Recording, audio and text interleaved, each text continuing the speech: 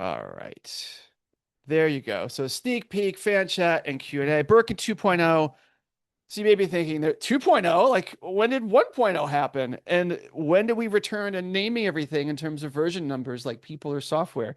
It's just the simplest way to think about what I've been thinking about, which is how do I keep this going? And when I say keep this going, I mean, I've been able to do this now for almost 20 years or just over 20 years of being an independent author, creative person in the world. There's no tricks up my sleeve. This is the way I've made a living for a long time. And I can't really buy my own books and profit from that. So I've needed people like you who have bought books or watched my talks or have forwarded my essays. Anything you've done that has put you in my universe is has enabled me to have this amazing life. I've traveled the world. I've been treated really well for my ideas. It's been a dream and I'm grateful. And that's what the first thing I wanted to say is to even think about 2.0 means that I've survived enough with a 1.0. And that's definitely true. And I think often about what else I can do um, to keep this going and to provide more value for folks like you. So the problem, at least in corporate speak, when I put my corporate brain on, I think audience growth and strategy. What is the strategy for how I use my time and my brain to have people like you and other people who want to learn from me or get benefit from whatever I'm creating? But I tend to have a brain that doesn't like to think in corporate speak. So I tend to think of it this way. What the hell am I doing here? Like what am I doing and why am I doing it? And how do I make it so it's good? So I think it's good and so you think it's good. And in my lore, which is the term for this these days of like my background, I quit a tech job in 2003 and I decided I wanted to try to write books. I've loved books my whole life. I've loved reading them. They changed my life in many ways. And if I could, I wanted to make a living as an author. So I cleared a shelf, which is just to my right, of all of its books. And my goal was to fill it with books I had written. That was my goal about 20 years ago. Now, this is a ridiculously ambitious goal that I will almost certainly never complete. This is a picture from a few books ago. And if you do quick math, you can tell that I probably need to write another 25 to 30 books to fill the shelf. I don't feel depressed about that. I feel like goals like this are good. Like to have goals that you never will never quite fill means you always know where your heart should be and where you should be headed. So I've used this as an anchoring point. I love writing books. I love everything about them. I love the opportunities it has created for me to have a life around ideas and thinking about stuff. Now, one mistake I've made in my career, for those of you who think about being an entrepreneur or writing books or doing anything on your own, is if you have a successful business, the smartest thing to do is to stay in that business. And so the first book that I wrote, which is this book, Making Things Happen, a book about project management. That's part of my job for the first 10 years of my professional life. I was a project manager. I wrote a good book about it, and it did really well. My publisher was surprised at how well it did. I was surprised at how well it did. And they came back to me and said, Scott, we want you to write another book. I said, great. Now, the natural thing to do if you have a successful business is to stay in that business. If you had a successful pizza place, you should keep making pizza. I decided I should make sushi. So I wrote a book about something very different. And the reason I did this was very simple. I feel so lucky to do this. I have approached most books from the standpoint of if this is the last book I get to write, I should pick a topic where I'll be okay with that. And I didn't want to write another book on project management. I probably could. I have opinions about lots of things that just seem like a waste of an opportunity. And that helps explain the trajectory of my career. Of I went from that to then writing about public speaking. It's a third topic change. And then I was writing like a philosophy kind of a book. That helps explain the trajectory of my career. I feel lucky I've been able to do this. And I wrote a book about remote work, which in some ways is a sequel to this book because I got to be a project manager again and manage a team 10 years later after having been someone who gave opinions about these things for a long time. But that explains, I'm not going to walk you through all these books, but that explains why I've covered so many different topics and themes. I feel lucky to have done it, but it has created problems. It's hard to explain to people what my books are about. And when people are seeking a speaker or a consultant, the first thing that they want is someone who just does the thing that they need. They probably want someone who's written 7 books on project management if they're looking for project management advice. They look at me and I'm not that guy. I'm like a person who has like slashes in all of the, their job title is like, I'm a developer slash designer slash, it's kind of easy for people to lose faith that you're the right person for them. So I don't regret my choices, but it has made explaining what I do harder. And it has made things like my mailing list or my social media harder to do because there's so many different audiences that I am juggling for who I think is paying attention. And then the new book, which some of you may have been following the Substack for, How to Live, and this is almost the final cover for it, is another departure. This is a book about self-help and philosophy. In a way, it's the conclusion of all the books that I've written. It's trying to take everything I've learned as being a person on the planet who has a philosophy degree. What advice do I have to other people in the style of the books I usually write? That's what's coming next. But this has created a kind of, I wouldn't call it a crisis, but a dilemma. How do I explain this book to you, to people who are see me as project management guy? And that has set me on the course to this, what I'm talking to you about today, which is Scott Berkun 2.0. So many of you, some of you, you saw the survey I sent out in April where I asked you to tell me, like, what am I doing here? What the hell am I doing? What is my plan? And you filled out the survey. I was grateful for that. And these are some of the results, and some of the results reflect what I'm talking about. You can see here that this is in chronology order. These first 3 books did really well, but the way the curve that I am drawing is going is not the way you'd want a business trajectory to go. um, I don't regret that either, right? This is, again, I'm making choices that I'm following ambition about creative ambition, but it's harder for people to stay in line because these books are different and heading in different directions. So that survey was really useful to see what people actually are telling me they know me for or have gotten on the, in the Birkin universe for. And then the forward-looking question I asked you all was about like the formats. Books come in so many formats now.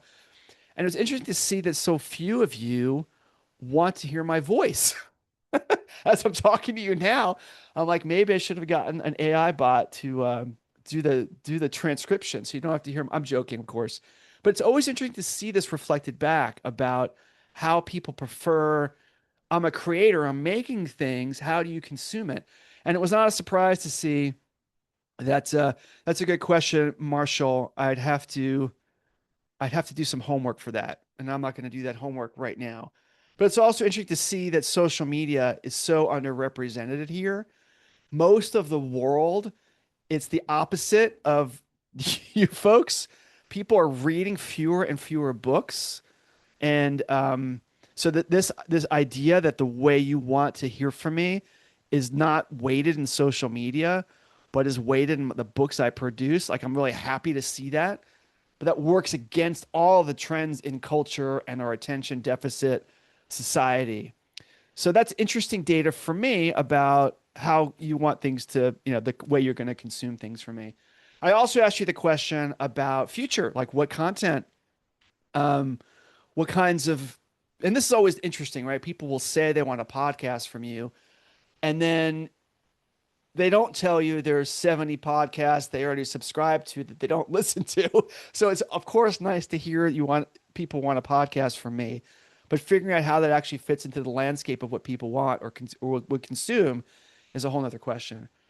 And so, anyway, this was data coming back from you that's been on my mind and has been involved in this process of trying to figure out the future. So here's my summary. This is the summary of like what the hell I've been doing, my own evaluation of the Birkin universe. I've done really well over the last 20 years. I've sold a lot of books. I've published a lot of books, but I've sold a lot of books. I've given hundreds and hundreds of lectures.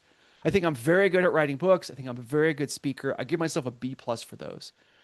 But those are deep investments of time. A book is a 2 to 7 hour experience to read. A talk means you're listening to an hour.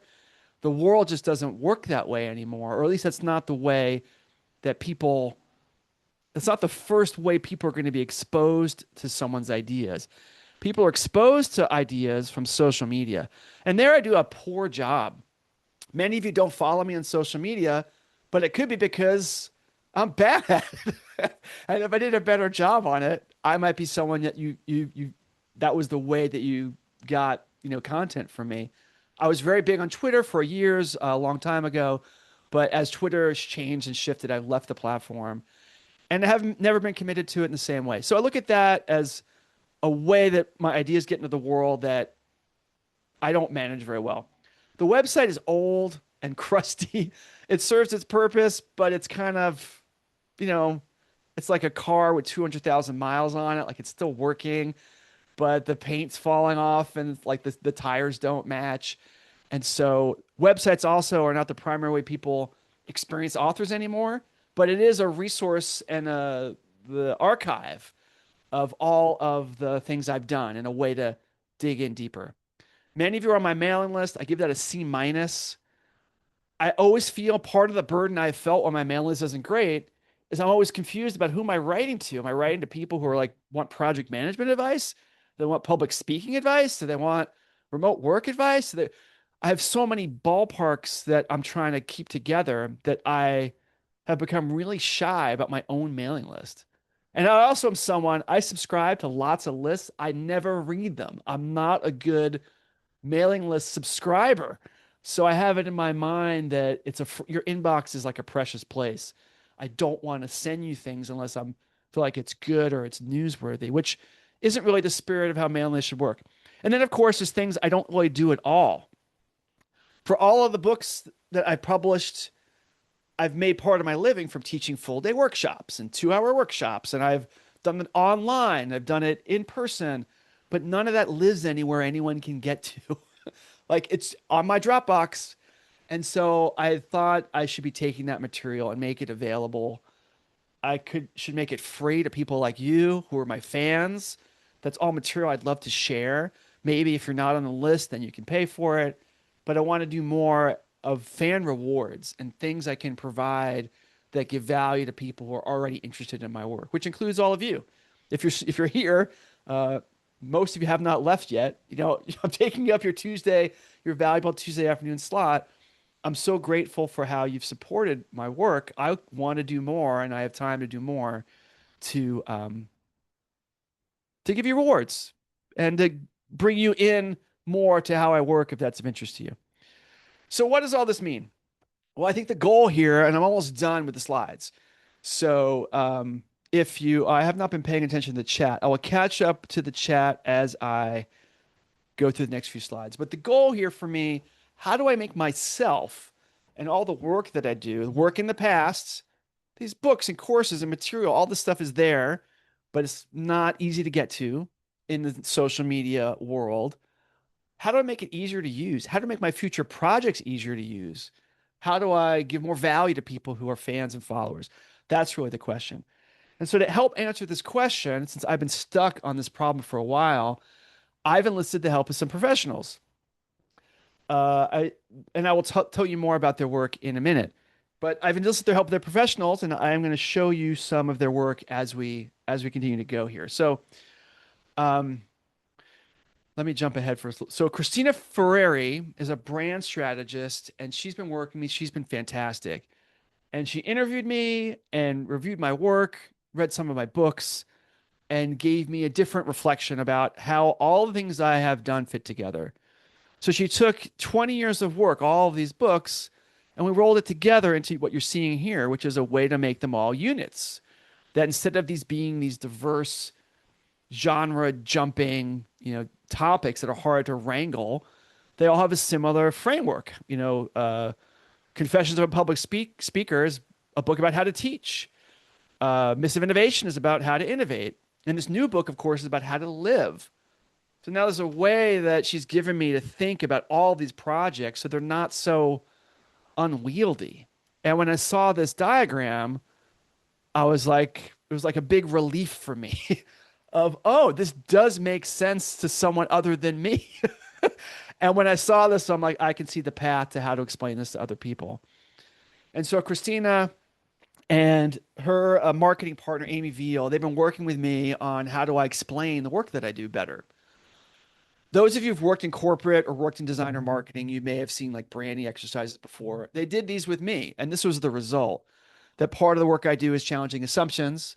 All these books are based on questions and trying to explore more accurate ways to see things like public speaking or innovation. Myths of innovation implies most people are lost in the myths.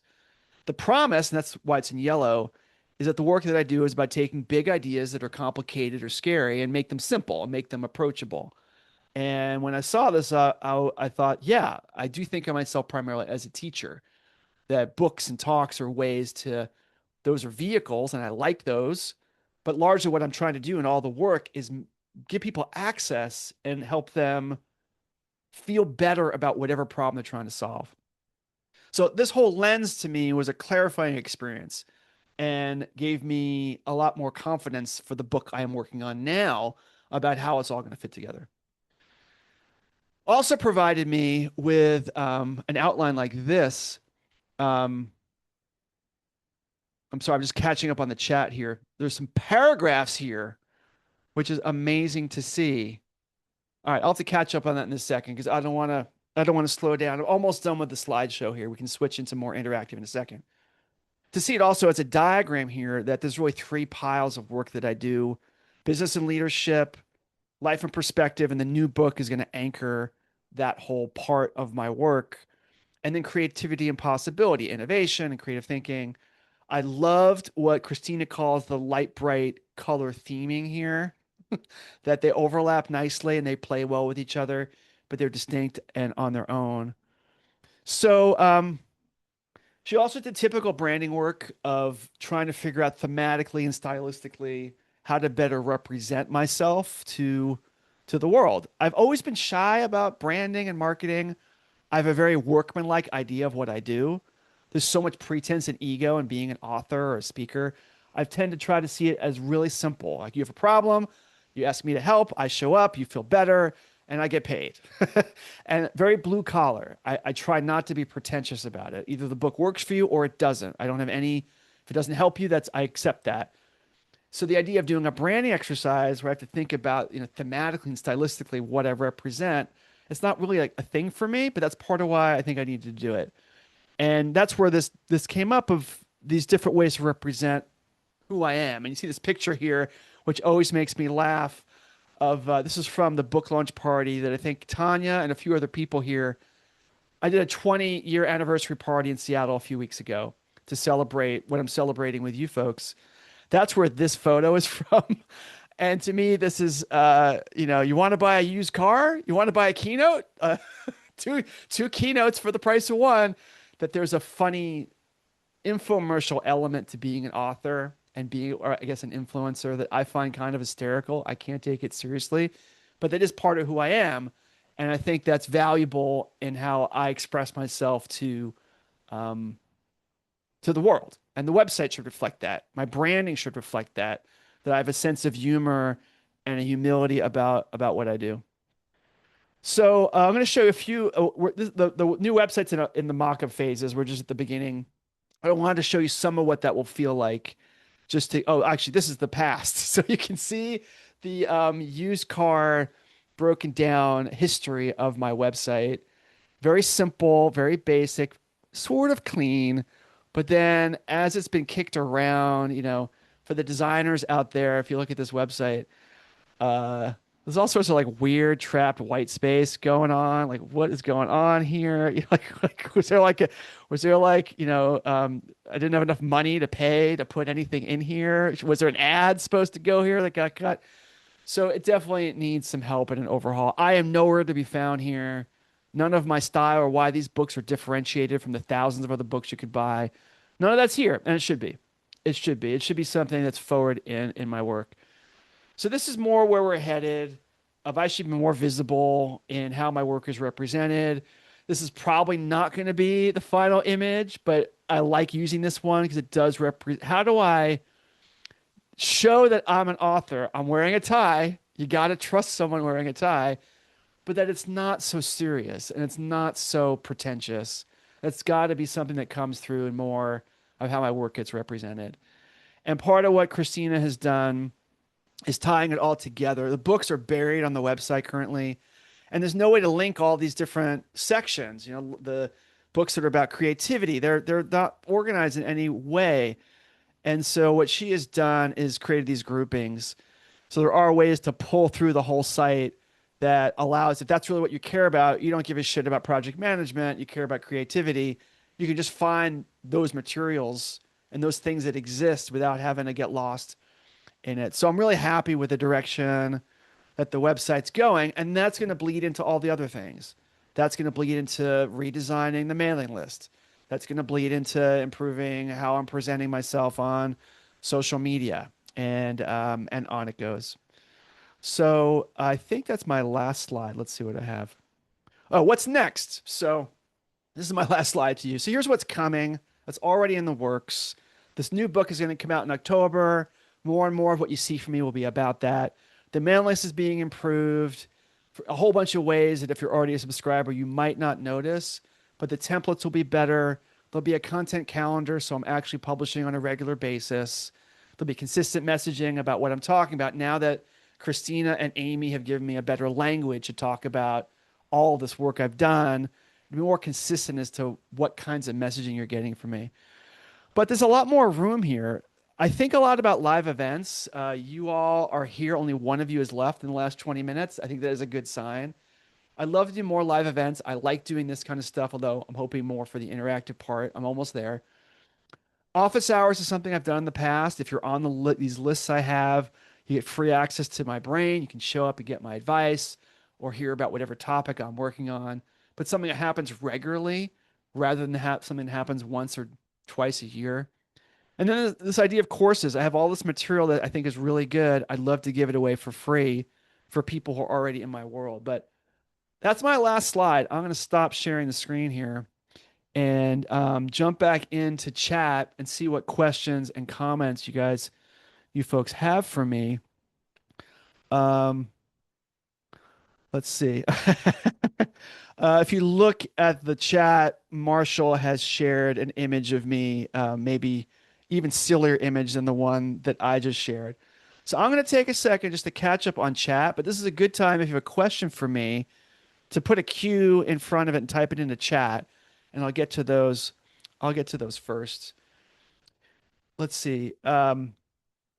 Donald Cox is asking, do you have to pay for the upgrade to 2.0? Yes, I was going to mention that the subscription fees to the Berkun universe are going to double from 0 to 0. I really don't like paywalls. I really don't like my business has worked. I've never needed to do that. I feel very, very lucky that it's true. I don't have any problem with like Substacks or Patreons that require you to pay to because the people who it takes a lot of work to make these things. But I've never needed to do it, and so I've avoided it for that reason. I'd rather more people read my work or got value from it, even if they couldn't afford it. And so I've avoided it for that reason. I know you were joking, Donald, but I suppose it's a legitimate question. Um, Noah, hey Noah, you have always been a super supporter of my work. I'm really happy to see your name. I didn't catch it when you came in, but I'm grateful to you for how much you've done to support my work and get people to know about what I do. You mentioned something here about the business model of publishing in the ecosystem. Yeah, the even in domains, people write about the same things. It's really hard. Attention is such a commoditized thing now, and the literacy rates, the amount people read books is just dropping 10%, 20% a year. So there's so much competition for attention, even if you just write books about project management. I knew that when I started this career. It, it was easier then, it's harder now. I'm okay with that. I feel like that's the stakes. You want to be an author, you're going to be against everyone else who wants to be an author. So I accept that. But that's also part of where this conversation comes from is how to stay not just relevant, but for people who are already interested, what can I be doing to better serve you? That's going to help me in every way and also help you. So it's a win-win. What is my goal of pursuing Berkun 2.0? What are, if any, your change triggers beyond growing the business side? That's a fantastic question. To be completely honest, this is mostly what I love to do. Like, I love this life I've had. I really, really do. So it's not primarily motivated by some business goal or that I'm not making as much income. That's not really it at all. I would just, it's more fun when there's more people who come to the party. And that's really the motivation here. I'm going to keep writing books, even if no one reads them. I've already established that for myself. I enjoy the intellectual challenge of it, the creative challenge. If you locked me away in a prison and told me I could never publish again, but I still had a typewriter or whatever, I'd still be writing. So, um, and I really, even if the numbers, reading numbers decline, I will still do this. That's the primary reason place this comes from. Now, of course, I'd rather sell more books. Of course, I'd rather have more people want me to come speak at their organization.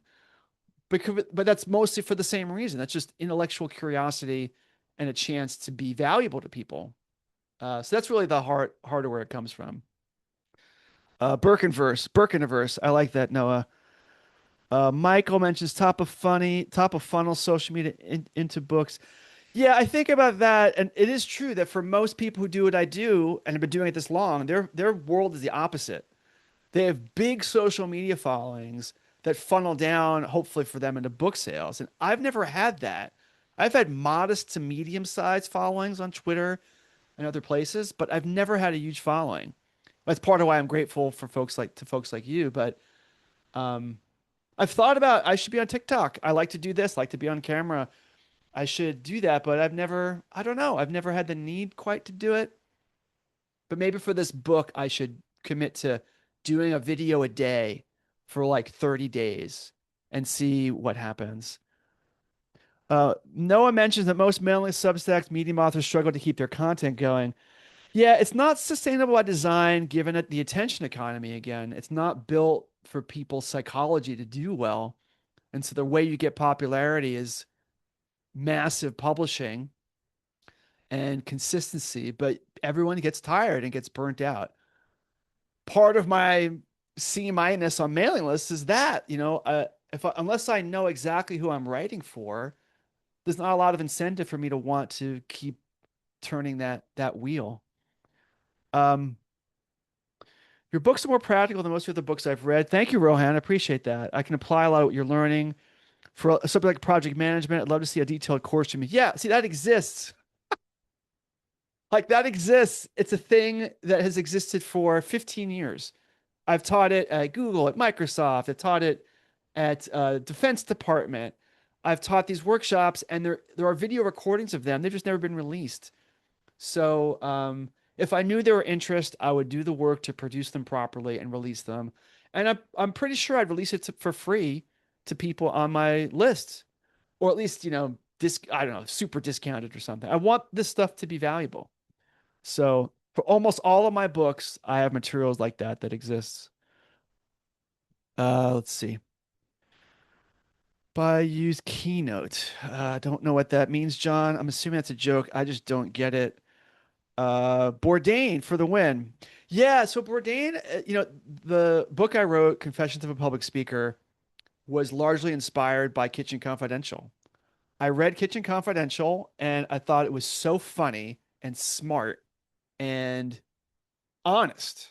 Smart, funny, honest is like my sweet spot. Those are my favorite people.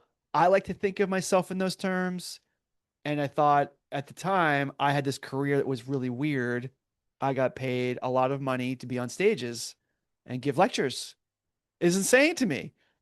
And I knew how much like bullshit there was behind the scenes. That was the inspiration for Confessions of a Public Speaker.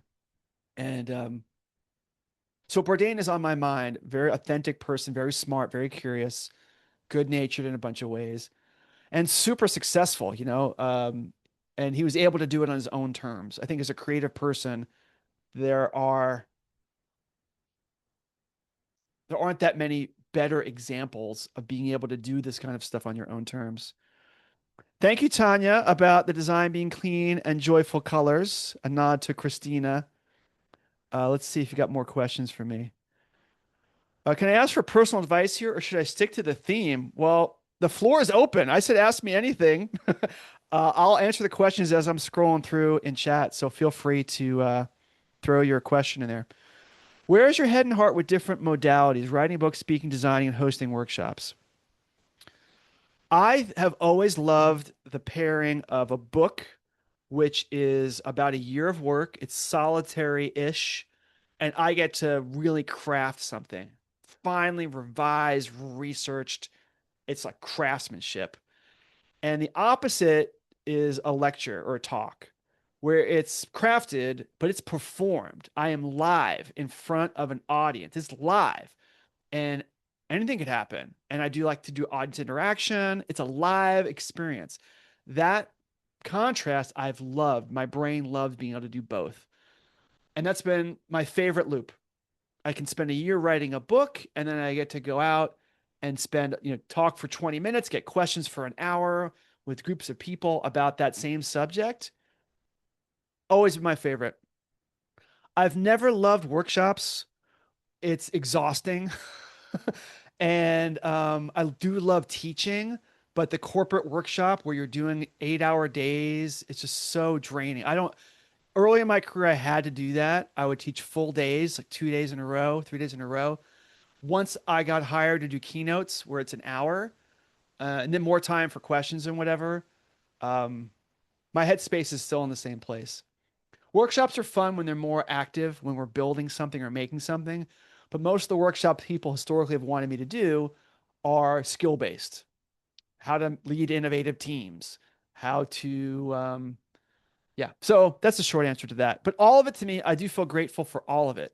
Anytime someone's asking me to come and teach and there's an audience that wants to learn, I feel like I am lucky to be in that opportunity. Um, Those office hours were amazing. Beats any of the usual freebies and fan swag. Yeah, I did them for a while. I think part of it is like I do start to feel like I don't know why I'm doing it, and I think maybe the answer this comes from Amy, my marketing strategist, and Christina. Of I tend to like to be the free flowing, just respond to what's in the room. I like to improvise, but it's hard for people to show up to that. So office hours probably need to be anchored in a topic of the week or a topic of the month. There's a theme, and then people know what they're coming in for, and the stage is set, and then more people are likely to feel comfortable to come, as opposed to something that's just, Q&A, true office hours like in school are always rooted in a course, Yet your professor for the class has office hours, so it's rooted in something. So I would like to do it again. And that's how I'm thinking I'd probably do it. And it'll probably be the same time every month or every week. Okay. You know what? I wish I had a Scott bot like the Peter Singer one. Yeah, this is the first mention of AI.